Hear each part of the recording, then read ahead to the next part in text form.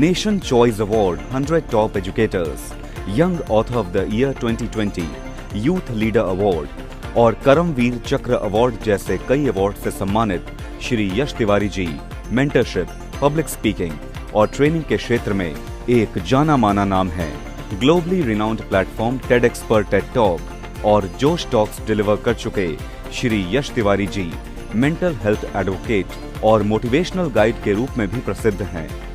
Blisters of the battle, a celebration in tribulation और pandemic 2020 rife of the virus जैसी best sellers के author Shri Yash Tiwari जी ने vision और passion से अपनी अलग और खास पहचान बनाई है।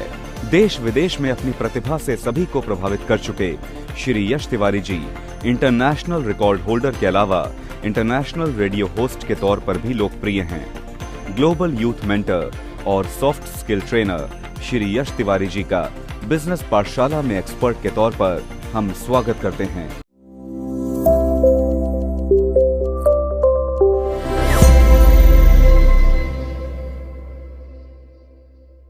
Hi there, this is Yash Tiwari, a global youth mentor and international award-winning public speaker and a best-selling author of many books. In this session today, we are going to be talking about a very interesting topic with all of you, which is all about the startup stages and types of funding.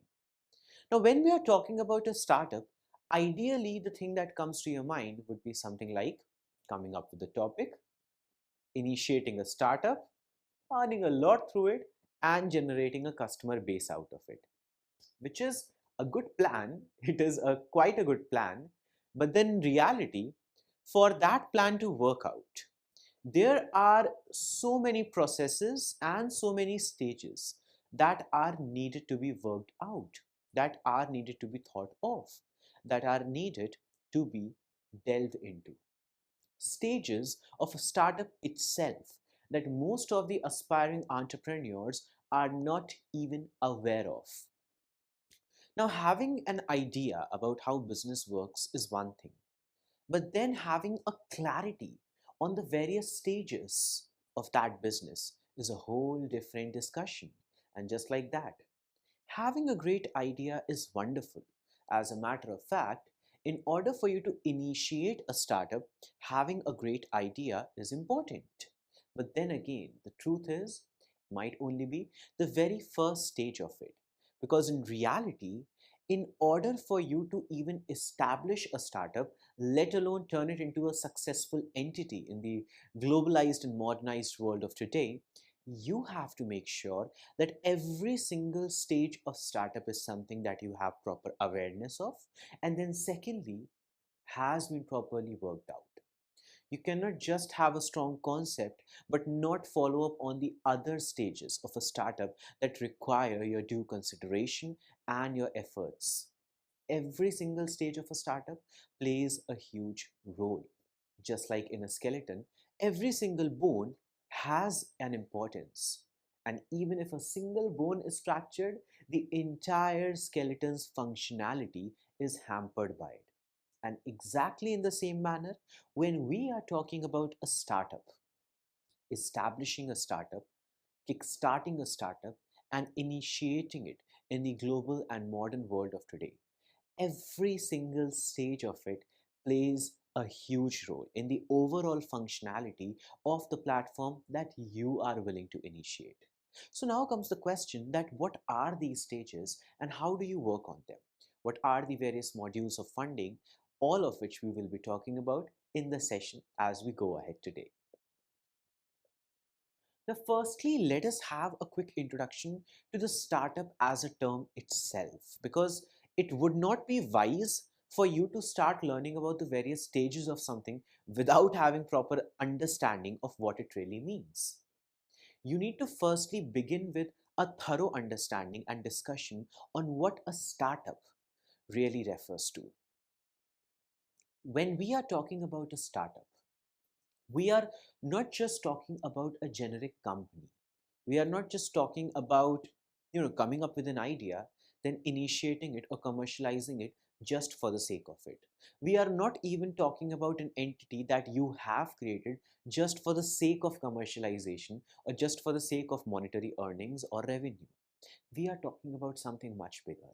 We are talking about something that has a much greater impact. We are talking about an entity, a startup that can genuinely bring something to the world that has always been needed. Bring something to the consumers out there that they have always required. Bring something to the table that has always been anticipated, but it was only with this startup that you are able to bring it to fruition. The point over here to be noted is when we are talking about a startup, we are talking about something that looks similar to the traditional business models, but then it is drastically different as well. Mostly because it is coming out of, or it is originating out of the modern world that we are living in right now, the modernized world that we are living in right now, that has given a whole different perception and a whole different definition to what startups mean in the present day.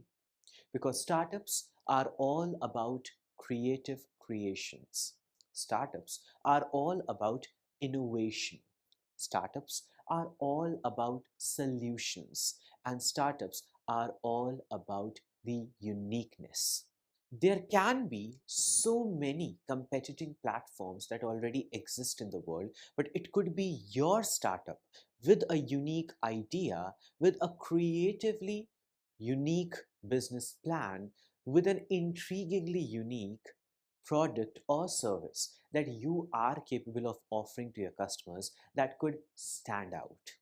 But all of that hugely depends on how much you are valuing the true definition, the true gravity of what a startup refers to. Because, of course, in the session ahead, we are going to be talking so much about the various stages of the startup, how to work along those various stages, how to work everything out properly so that you are able to establish your startup properly in the modern world of today. But for all of that to be understood properly by you, you have to go on and think of what you consider your unique idea, your unique service to genuinely be like. How is it adding a value to the world or the market or the segment that you are targeting? And how can you really create an impact with the idea that you are initiating a startup with? So, when we discuss further on the same, let us have a quick discussion on what are the various stages of these startups as well. Like, how do we define them? How do we categorize them? How do we give a sequence to the various stages of a startup? Now, before we go on and talk about it all, there are things to be understood very clearly. First of them being, when we are talking about a startup, there are various stages which goes without saying, but then every startup is on its own unique journey. Every startup is on its own unique pathway in terms of what it requires or what are the specific stages of that particular startup. There are fundamentals, there always are fundamentals, but there are also individually unique requirements and needs and necessities that are going to be needed to be taken care of for the specific startup that you are coming up with or that you are conceptualizing.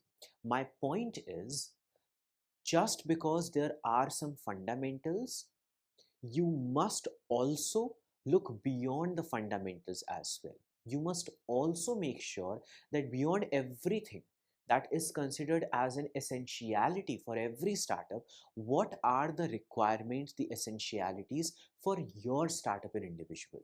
What are the additional requirements that you have? What are the additional things that you need to learn about when it comes to your startup? Which is why, as a matter of fact, we have this session designed for you as well, because you can have a basic understanding of what the fundamentals are of a startup, but what all we are discussing about over here, this is something that caters to your individual need.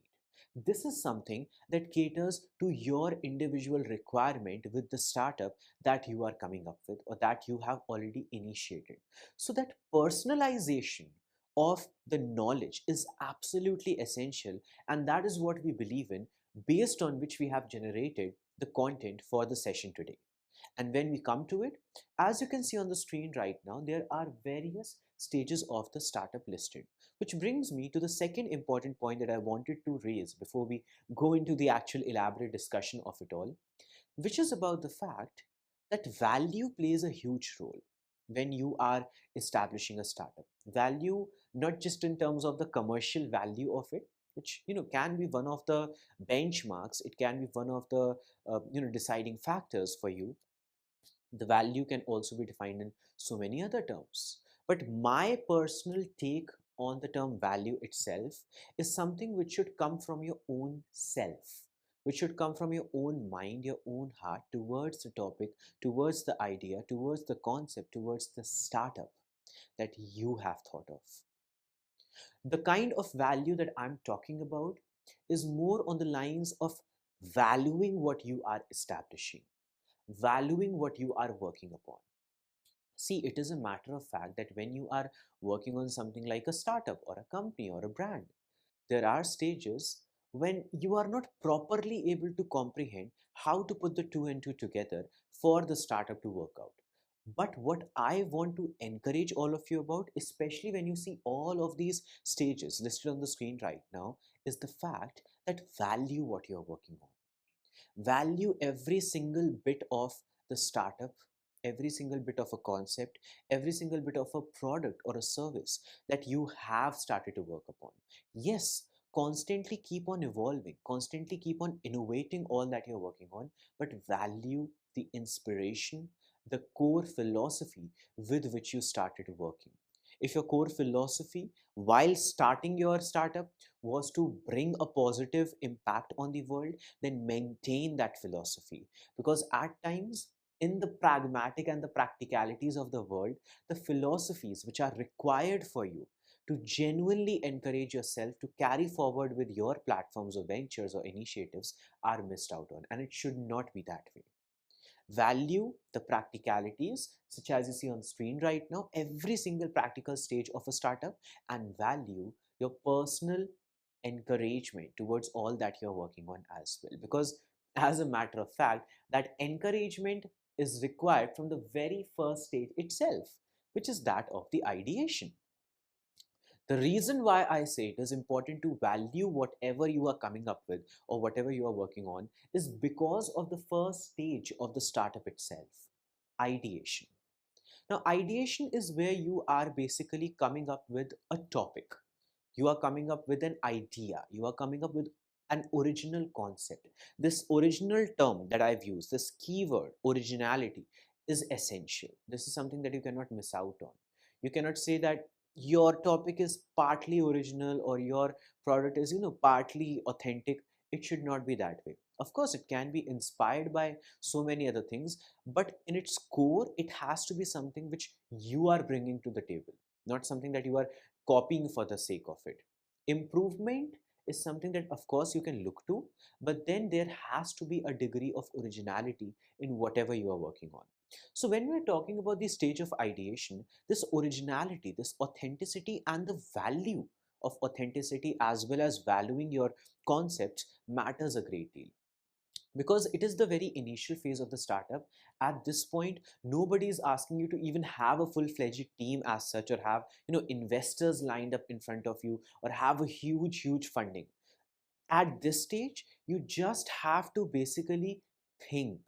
You just have to conceptualize. You have to research. You have to collaborate with experts. You have to communicate with mentors. You have to physically go in the market and see what is required. You have to communicate with the people around you and see what they need. You have to figure out whatever line of product or line of services you are coming up with, what is innovative in whatever you are doing, or what can be done in a very innovative manner in whatever you are doing. If you are willing to start a clothing brand, check out as many clothing brands as you can to see what is it that you can do better, that you can innovate on. If you are, let's say, willing to open a sort of a food joint, figure out as many food joints and see what personally you can bring to the table that is different, that creates a sense of innovation, that is interestingly unique for the let's say the audiences out there, or the consumers out there, or the targeted expected customers out there. In this stage of ideation, you are basically looking at researching left and right, conceptualizing left and right, figuring out anything and everything that you can do to positively make not just your startup, but the specificity of the products, the services, the offerings of your startup interesting, unique, and genuinely needed for the audiences and the customers out there. So, this basically refers to the fact that when you are in the ideation stage, conceptualize ideas that actually solve a problem or that fulfill a need and necessity of the people out there, or that at least generate a sense of curiosity in their mind, which further, of course, can help you in expanding your business, your startups as well. After that comes the point of the minimum viable product, which is something that many of you might consider technical, but it is not that way. It is simply about considering and properly, thoroughly analyzing the viability of a product on a certain presumption for the market that you are willing to target, or the segment of the audience that you're willing to target. This is basically about researching the viability and the validity of a certain product which you are willing to commercialize in the market, or a service that you're willing to commercialize for the audiences. After that comes the point of the investment. Now, investment is where the funds are generated. Funds are needed, it goes without saying. Without funds, it is quite difficult to expand anything remotely in your startup, especially as a newcomer in the field of market or in the business world. You will have to expand on so many things, and if not expand, you will have to sustain things, you will have to retain things, you will have to retain the employees, you will have to retain the infrastructure, you will have to retain the technology, you have to expand it as well. You have to expand the technology, you have to expand the infrastructure, you have to expand the employees, you have to expand the product lines, the concepts, the business plans, and much more. But all of that hugely depends on how many resources you have to do it all. You need the resources to hire more people, you need the resources to develop greater technology, you need the resources to purchase more infrastructure for better working of your platform and your startup. All of that depends on how much funds you have, how much resources you have. So you need to think of and conceptualize the funding policies and the funding related ideas that you have in your mind in regards to where the funding will come from, how will you get the investors. So you have to figure out exactly how the funding of your startup will look like. You have to at least conceptualize how you think the funding can work out for your startup a little beforehand. Of course, as you go ahead with the process, slowly and gradually, you will be able to figure out more directions and more avenues from where the funding can positively be generated for your startup, investors, greater profit rates, and much more. But on a very initial level, having a generic idea in your mind about the 3 4 specific we can say avenues from where you are assured you will be able to get the required investments, it is needed. It is absolutely needed, especially on that very initial ideation stage when you're only conceptualizing what the product is going to be like. So in that stage, having an idea about where you can get the fundings from in the longer run gives you an edge in terms of the conceptualization as well, because it basically helps you in thinking that you are willing to and you will be able to generate a product of so and so capacity, because you will have the resources for it. You will eventually have the resources for it. So having a sense of clarity about the funding part of your startup helps you in generating concepts for products on a larger scale as well, because you are able to envision bigger. You know already that the funds will be there, so you will be able to envision how bigger the product line can be based on the same as well. And of course, as mentioned, the capital is required not just for the products but so many other things in a startup as well. So all of those things are benefited from the same too, all of which we are going to be discussing about as we go ahead in the session. Then comes the point of the product market fit.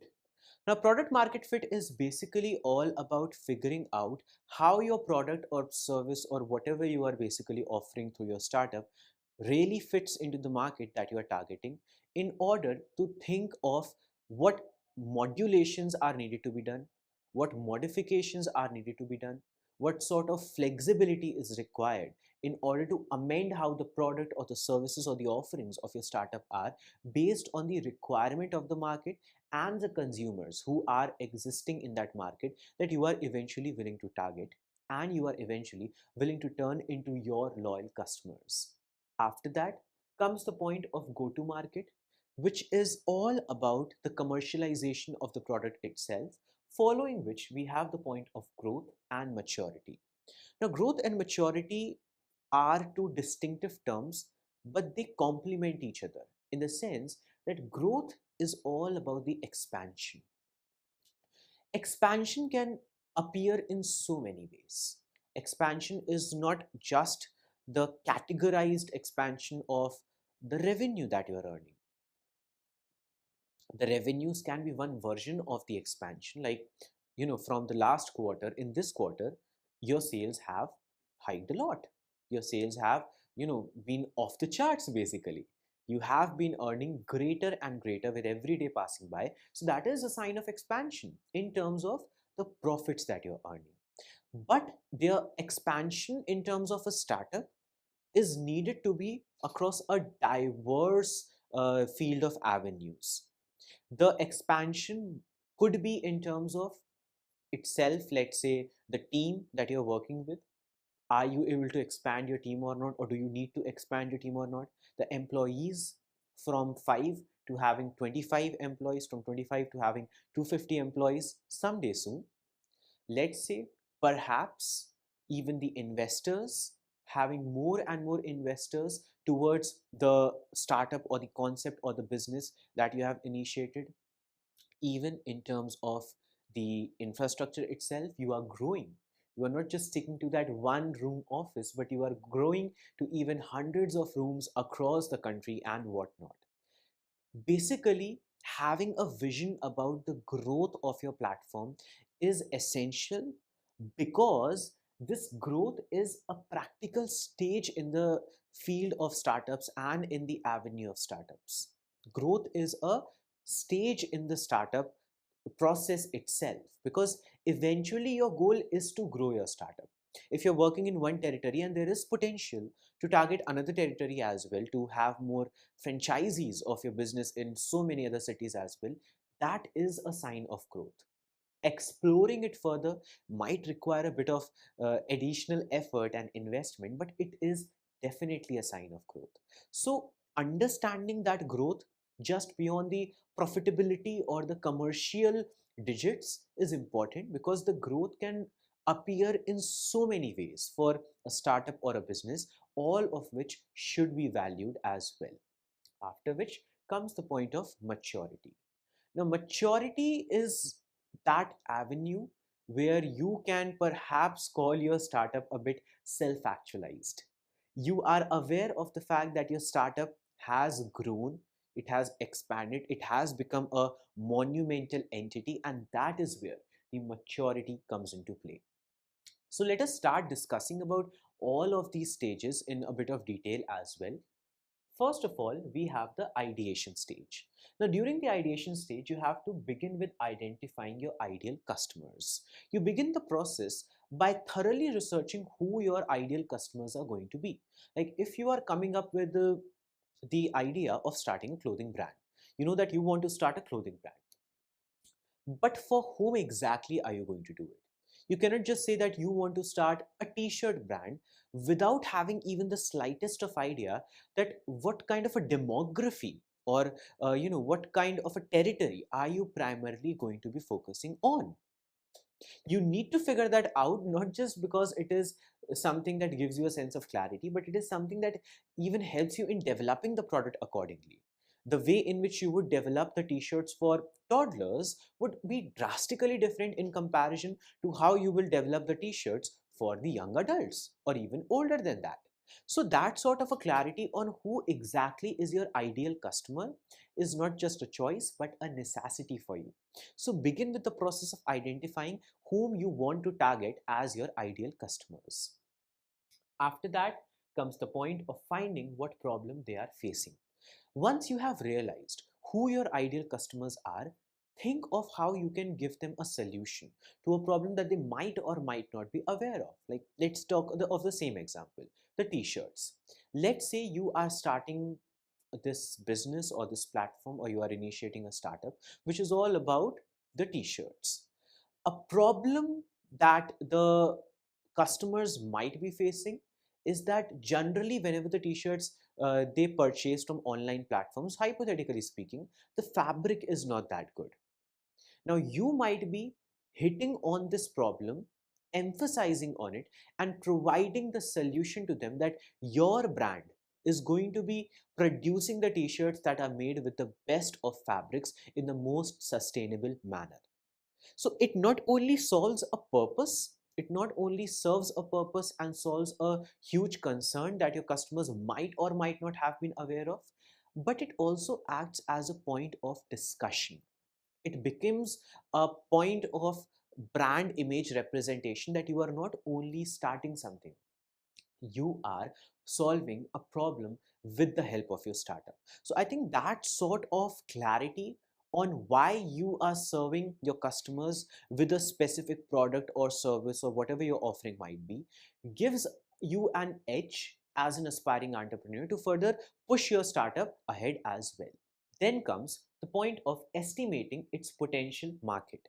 Because thinking of who your customers are going to be in a very generic term is one thing, but then deciding the specific segment of the market, like the territory or the specific demography or the specific regionality or anything with a sense of specificity to where you are going to be putting forward this product or where exactly you are going to be marketing this product is needed. And I'll tell you the reason for it very simply. Because beyond the classification, like the generic classification of whom all will this product be for, understanding where exactly is it going to be placed also helps you in the generation of the product accordingly. If you are creating a product for the rural regions, you will have to generate a product which appeals to the civilians in the rural region. If you are creating a product for the urban regions, you will have to create a product that is more appealing for the urban folks. The point to be noted is sometimes having clarity on the actual potential market where exactly the product can be really placed gives you an edge in understanding how the product should be generated as well, from the marketing strategy to the product and service itself. Then, of course, comes the point of creating a hypothetical solution to that problem in the form of a product or service, which you can think of as a prototype in the very initial stage. Like when we are talking about the ideation stage, it could just be a prototype. It could just be a basic sample that you're creating. You are testing it out in the market, but having that sense of clarity on what exactly is it going to be that you deliver as a solution to the problem of the people, of the customers, of your potential market is very much needed in this initial stage itself. Then comes the next point, which is about the MVP. The minimum viable product is the way you will test that hypothetical solution. The MVP's one and only objective is to try out how the market will receive your solution and make you go through the build, measure, learn cycle. Now, when you are talking about the MVP or the minimum viable product, this is basically the testing phase. This is the process where you are testing out the solution which you are assuring your prospective customers. If you are saying that, so and so is the issue with the fabric of the clothes that you generally wear, now your brand is going to present the clothes, similar clothes, but with a better fabric. Are you actually assured about that solution? Do you yourself have confidence on that fact or not? Or should I specifically say, in technical terms, do you have a confidence on the viability, the validity of the solution that you're presenting to your consumers? This is what the MVP, the minimum viable product, is all about. You're basically hypothetically testing out the viability of the product or the solution in terms of the product or service or any other offering that you are putting in front of the customers through your startup or you are expecting to. Now, this also gives you an edge in terms of figuring out that if a certain part of the solution or a certain part of the product or the service is not up to the mark or is not working in the initial phase itself, what can you do to improve upon it? What can you do to enhance it? What can you do to resolve the issue and basically act upon the feedback to improve the product itself? After which comes the point of the investment. A venture backed startup will go through the investment stage over and over again with different objectives each time. The most common rounds are pre seed, seed, Series A, Series B, and so forth. Now, when we are talking about investment, there are a few things that need to be considered. First one, very interestingly, as presented on the screen, we are talking about a startup going through the investment stage over and over again. Maybe you are able to generate a certain sum of investment in the initial phase, and then from that point onwards you are able to actually expand based on the profits that you're earning right away. But for most of the startups, it might not be the case. Investment could be a long term thing that you are depending upon from one cycle to another, and then so on and so forth. So it should not also be something which you feel overwhelmed about or anxious about. Rather, think of investors and investment as a positive force to support you, genuinely a positive force to guide you through the process and take you ahead with the resource related requirements that you have. Because you might actually have a wonderful topic, you might actually have a brilliant idea, you might actually have a great concept in your mind in terms of the products and the services and everything, but it is a fact that funding is required. Capital is needed for whatever sort of a product or service you're working upon and you wish to commercialize it on a large scale. That commercialization sometimes can be benefited entirely based on the investors that you are collaborating with, that you are signing on with in the initial phase of your startup itself. That could become the acceleration which is required to get your startup going and go ahead with the same. Now, investors or investment as a process itself, as it is mentioned, can have its own stages as well. There can be so many stages: the pre-seed, seed, series A, series B, and so forth, and various others as well, which simply refers to the fact that in terms of the investment as well, you cannot think of it as just a singular process or a very quick singular stage. The investment phase itself can have its so many phases and so many stages, all of which need to be thoroughly considered. The investors or the investment as a process itself must not be considered as a singular process. It can have, and as a matter of fact, it does have various stages and various phases, all of which benefit a platform to a great degree, but must be considered with thorough understanding. Because what happens is, funding or the capital generation for your startup, as integral as it also requires for you to deliberately be very much focused on exactly from where you are getting the investments and how specifically you are utilizing it as well. Trust me when I say this, it is not just about generating the capital, it is about utilizing it in the right directions as well. If you are generating the capital for so and so requirements in regards to your platform, then utilize it only for that in a way that you are genuinely able to grow your platform. If infrastructure is what you require the investment for, conceptualize what are the things in terms of the infrastructure that you require an investment for. How definitely you will be able to utilize it or benefit from the same when you are getting a positive investment. If technology is something that you want to advance with your platform, then how specifically you require the technology to advance for your platform, what are the avenues where the technology will benefit your platform, and how exactly will the investment play a role in it. What kind of an investment is even required for it? Consider it all properly and thoroughly beforehand, rather than waiting for the time when the investment might suddenly be required. Think of things a little beforehand. But talking of which, as we go ahead in the discussion, you have the next point of the product market fit. Having PMF for the product market fit means being in a good market with a product that can satisfy that market, which basically is all about having a product which genuinely fulfills the needs of your customers, or fulfills the requirements of your customers, or actually serves the purpose with which you started it.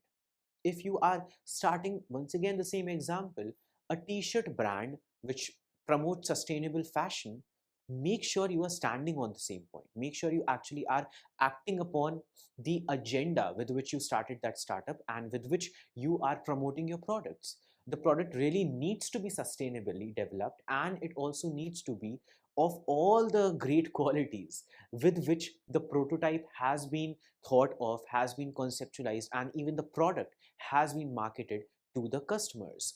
So figuring out how well your product is fitting in the market based on the pointers that you have conceptualized and even developed the product on, this is essential, this is required, because it gives you an understanding in regards to what still needs to be worked upon.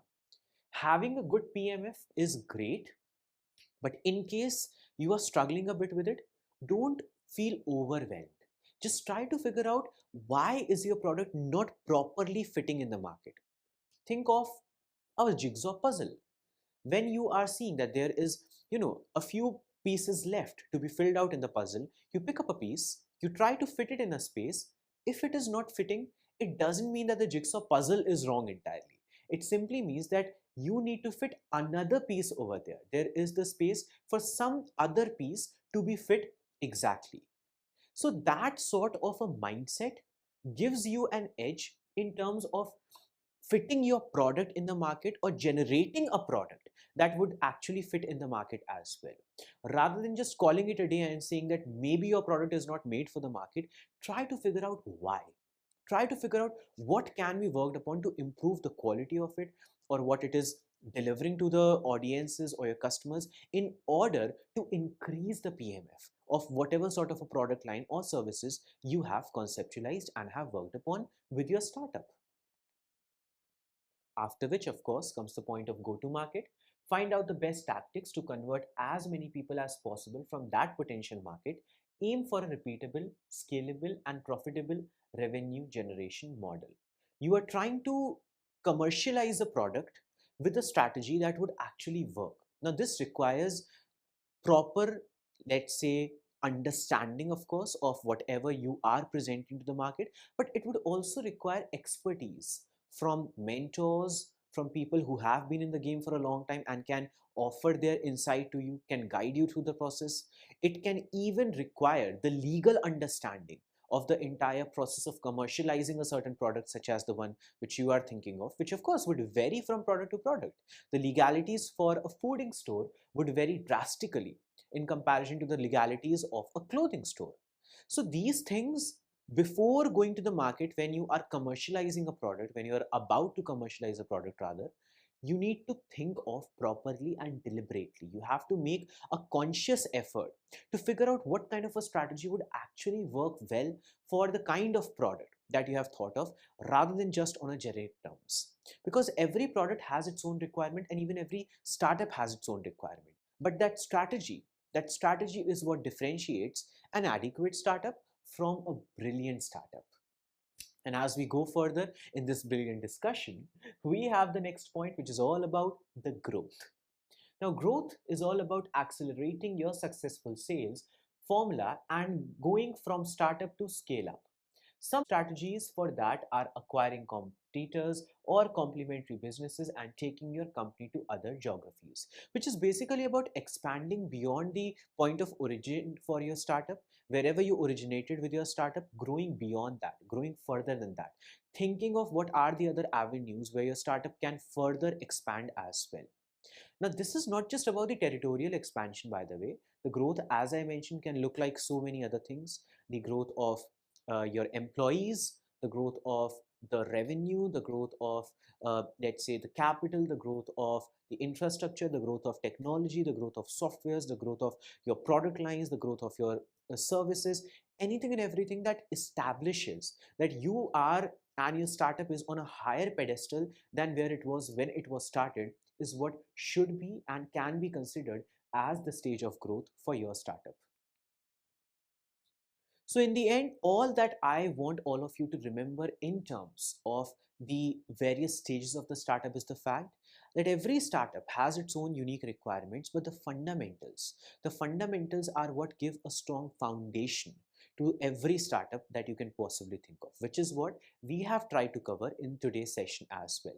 So I hope that you got to learn something interesting, insightful, and fun in the discussion today. To learn more about the world of business, entrepreneurship, and also startups, check out our other sessions as well. And thank you so much for joining us in this session today.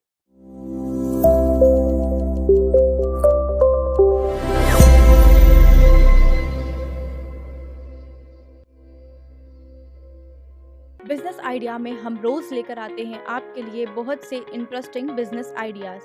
इसी series में हम आज आपके लिए लेकर आए हैं कुछ बेकरी इंडस्ट्री बिजनेस आइडियाज। तो आज का पहला बिजनेस आइडिया है रस्क। रस्क का नाम आप सबने तो सुना ही होगा। रस्क एक सूखा, कठोर, कुरकुरा और रेक्टेंगुलर आकार का ब्रेड होता है। दोनों तरफ से ब्रेड को बेक करने की वजह से ये कठोर हो जाता है। इसे टोस्ट के नाम से भी जानते हैं। ये रेडी टू ईट स्नैक होता है।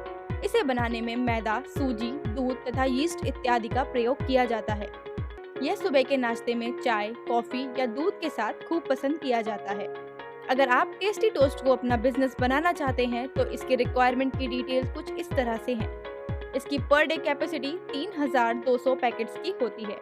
इसके सेटअप के लिए 2000 से 2500 स्क्वायर फीट का एरिया रिक्वायर्ड होता है, जहां आपके मशीन की कॉस्ट 28 से 30 लाख तक रहेगी। इसमें 20 से 22 किलोवाट तक इलेक्ट्रिसिटी का यूज होता है।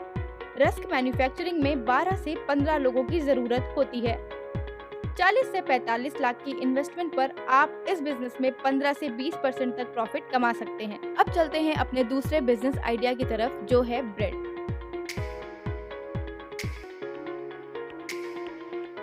एक ऐसा ब्रेकफास्ट जिसे सब प्रायोरिटी पर रखते हैं इसके डिफरेंट डिशेस के साथ। हम बात कर रहे हैं ब्रेड की। ब्रेड एक स्क्वायर शेप के आटे की बेक्ड, नरम, फूली और पतली स्लाइस होती है। ये हमारी भूख का एक अच्छा पूरक है। ये मैदा, सूजी, गेहूं के आटे, पानी, नमक के मिक्सचर से तैयार किया जाता है। इसमें फाइबर, प्रोटीन और न्यूट्रिएंट्स पाए जाते हैं। ये डिफरेंट वैरायटीज जैसे whole wheat bread, multigrain bread, loaf bread और बन इत्यादि में मिलने की वजह से सभी की पसंदीदा होती है। इससे सैंडविच, पेस्ट्रीज एवं बर्गर इत्यादि फूड आइटम्स बनाए जाते हैं। अब जानते हैं आपके फेवरेट फूड की मैन्युफैक्चरिंग के बारे में कुछ बातें। ब्रेड मेकिंग बिजनेस अगर स्मॉल स्केल पर शुरू किया जाए तो सबसे पहले इसमें 600 से 800 स्क्वायर फीट एरिया की रिक्वायरमेंट होगी, जहां मशीन का कॉस्ट लगभग 5 से 8 लाख तक जाएगा। 3 किलोवाट की इलेक्ट्रिसिटी यूसेज के साथ इसमें 3 से 5 लोगों की मैन पावर रिक्वायर्ड होगी। इस बिजनेस में 20 से 25% तक लाभ प्राप्त करने के लिए 8 से 13 लाख तक का इन्वेस्टमेंट आपको करना होगा। अब बढ़ते हैं अपने अगले बिजनेस आइडिया की तरफ, जो है वेफर। वेफर बच्चों का हमेशा फेवरेट। ये एक मीठा, क्रिस्पी, मल्टी लेयर्ड पतला बिस्किट होता है। ये बहुत ही लाइट स्नैक होता है। वेफर को आटा, दूध, शक्कर और सोडा इत्यादि के मिश्रण से तैयार किया जाता है। इसमें वेजिटेबल फैट भी होता है। इसका use chocolate, pastry, ice creams, cake इत्यादि में किया जाता है। बात करें अगर वेफर के बिजनेस रिक्वायरमेंट्स की, इस बिजनेस की टोटल इन्वेस्टमेंट कॉस्ट 20 से 25 लाख तक रहती है। इसका सेटअप एरिया 1200 से 1500 स्क्वायर फीट तक होता है, जहां इलेक्ट्रिसिटी का यूसेज 15 से 18 किलोवाट तक होता है। 10 से 12 लोगों की मैन पावर के साथ इस वेफर के बिजनेस से आप 10 से 12% तक का प्रॉफिट मार्जिन गेन कर सकते हैं। आज का हमारा आखिरी बिजनेस आइडिया है जीरा बिस्किट्स। चाय के साथ जीरा बिस्किट्स एक अलग स्वाद और माहौल बनाते हैं। ये एक कुरकुरा, हल्का नमकीन, हल्का मीठा और भुना जीरा से परिपूर्ण पतला बिस्किट होता है। जीरा बिस्किट एक हेल्दी स्नैक माना जाता है क्योंकि जीरा डाइजेशन में काफी हेल्पफुल होता है। जीरा में एंटीऑक्सीडेंट गुण पाए जाते हैं। सबके मनपसंद जीरा बिस्किट के इंग्रेडिएंट्स की बात करें तो ये आटा, मैदा, बटर, भुना जीरा और दूध इत्यादि के मिश्रण से तैयार होते हैं। चलिए अब जानते हैं इस रेडी टू ईट स्नैक के बिजनेस के बारे में। ये एक स्मॉल स्केल बिजनेस होता है जिसके लिए 1000 से 2000 स्क्वायर फीट एरिया की जरूरत होती है। इसमें इलेक्ट्रिसिटी रिक्वायरमेंट लगभग 23 किलोवाट तक होती है। जीरा बिस्किट के बिजनेस से 20 से 25% तक प्रॉफिट कमाने के लिए 6 से 8 लोगों की मैन पावर के साथ 25 से 28 लाख तक इन्वेस्टमेंट करना होता है। तो ये थे हमारे आज के बिजनेस आइडियाज। हमें उम्मीद है कि आज के बिजनेस आइडियाज आपको पसंद आए होंगे। अब हम आपसे जुड़ेंगे जूम सेशन पर, जहां आप एक्सपर्ट से अपने सवाल पूछ सकते हैं। जूम सेशन का लिंक आपको यूट्यूब चैट बॉक्स पे मिल जाएगा।